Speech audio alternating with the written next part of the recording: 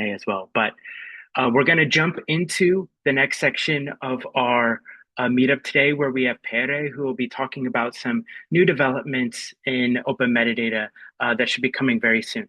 So, Pere, looking forward to that. Awesome. Thanks, Nick. Let me steal the screen. And well, hey, everybody, and Happy New Year. I guess that it's still that time. And today I wanted to show you something that we've been working on that I'm actually really excited about, which is a simplified deployment for open metadata. Because then most of you who are already using open metadata in Kubernetes, and now you'll just be able to do so without requiring an extra scheduler. Let's just start with a quick recap, right? Because in the end, both data and the data landscape keep growing. And the fundamental challenge is that all of these critical pieces of knowledge and the context are constantly scattered across different tools, across different silos. And our users, wherever they are in the organization, they have to crawl and navigate and figure out where that information is. So the work that we have pioneered with open metadata over the past few years has actually been focused on addressing this exact problem. How do we make sense of all of these pieces of scattered information? And we have accomplished that by defining and implementing this open source metadata standard that basically allows us to effectively translate every unit, every piece of information that's there residing in your data platform and putting that into open metadata. And this result is a unified metadata graph that covers your entire stack end to end. And this empowers users with this seamless data discovery, observability, and governance. And all of that has become the foundation of open metadata, right? This API first, this schema first implementation of this standard that are creating this highly extensible architecture, allowing every organization to continuously integrate all of these new sources and services and fully connect their entire data ecosystem. The point is that open metadata itself does not work in isolation, right? It has to connect to all of these different services. It has to connect to your databases, to your dashboards, to your pipeline systems, and extract the metadata from them, right? We have all of these different metadata agents that can pick up the schemas, that can make sense of the transformations and the evolutions of your data in the flow via lineage, that can also figure out which tables are being or not being used. We can also use our native profiling system and that will be able to figure out stats and distributions, patterns in your data that then you can also validate with our native data quality system. And you can also go beyond that and use our auto classification agent to help you discover and tag PII data, right? But the point is that all of these processes, all of these agents, they require some scheduling. They need to run some place that helps you make sure that all of these items are regularly extracting all of these pieces of information and updating whatever it is that you have in open metadata. So basically, we need a scheduler here that basically powers this ingestion framework to run reliably. And our goal since the beginning, since the inception of open metadata, has been to make the architecture as simple and as reliable as possible, making sure that we are just kind of building the platform from the ground up in open source to let as many people as possible adopt it regardless of their engineering context of their organization. And this brings us to our initial approach, which is that, okay, Airflow is ubiquitous. It's everywhere. Every data organization of any size is either using it or has used it. It's battle tested. Every data engineer knows it. And in most deployments, it's already there. So when we started building open metadata, using Airflow as our pipeline orchestrator made total sense. And it worked great for many organizations, and it continues to be a great option for the community.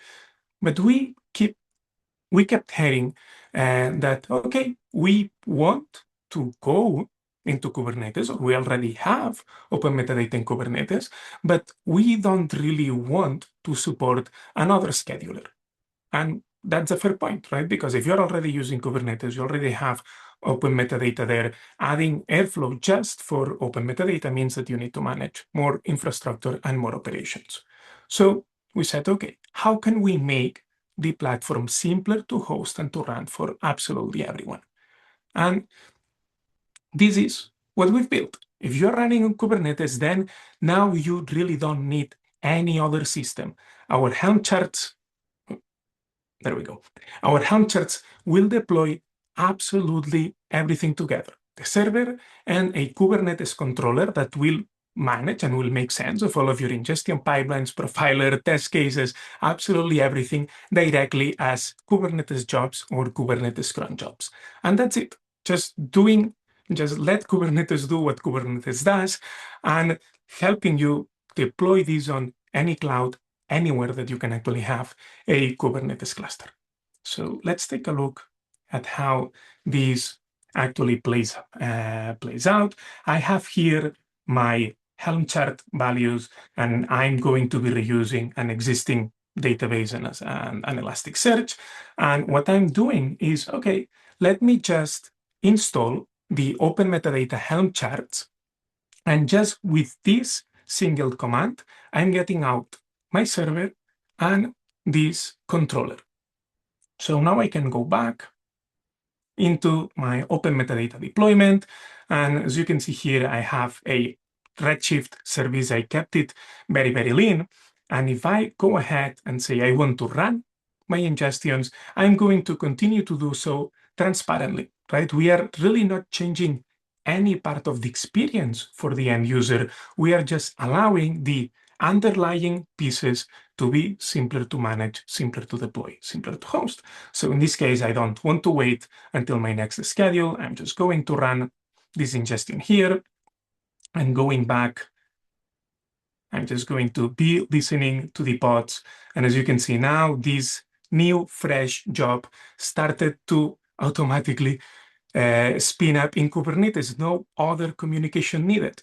The OpenMetadata server can directly talk to Kubernetes, and then we have this small operator here that helps us add some quality of life features.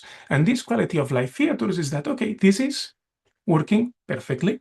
Right now, I triggered this job. My job is running. I can come, I can check the logs. I can interact with this ingestion the same way that I would do with any other piece of the ingestion framework that I have.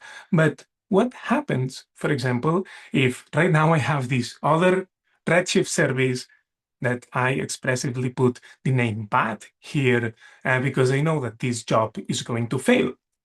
And how can we help our users more, our open metadata operators even more, to help them basically figure out and pick up why this job has failed? Because Kubernetes is very simple to manage if you know what you need to manage. But what happens if we start having pods that are not being allocated, pods that end up with out of memory that are exploding because the underlying node is exploding or whatnot? In this case, we also wanted to make sure that this experience was as simple as possible. So right now, whenever we have these pods that are failing, we can also see some pod diagnostics. I can click here onto my logs and I see that, okay, my Kubernetes job failed, and we have added a callback strategy the same way that we would have the callbacks in Airflow that helps us pull the thread and understand what might have been going on. I can understand which is the pod that ran this job, this status, the different events that were going on,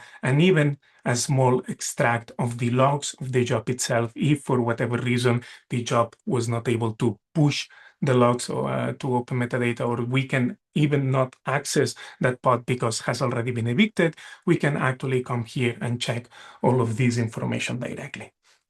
So as you can see, there we go. So you can see just one simple Helm install. I'm able to continue to interact with all of these pieces with a simpler deployment and with this added benefit of helping out even more to figure out what it is actually going on with those jobs that are not behaving as they should. And just to finish this out, here in the end, we are making Open Metadata in the only platform out there that does it absolutely all. With Open Metadata, you can actually discover your data, make sense of everything that you have. You can govern the ownerships, the policies, the language of the organization, the metrics, all of these pieces that we were just hearing about and how important they are now that we are jumping and diving deep a bit more into the AI era. We have our own native observability platform with profiling, data quality, test lineage, alerts. We have an enterprise-ready MCP server that's built in there in the Open Metadata server. You don't need another piece. We're already hosting that with its built-in RBAC support, which means that whoever is interacting with that MCP server, the AI is only going to have the same permissions that the end users. And with this new change that we are going to be pulling out in the 1.12 release, the deployment is going to be even simpler, and you will be able to run Open Metadata on any cloud, any Kubernetes cluster with just one Helm install. And that's it. I'm going to pass the word to Hacha. So thank you all.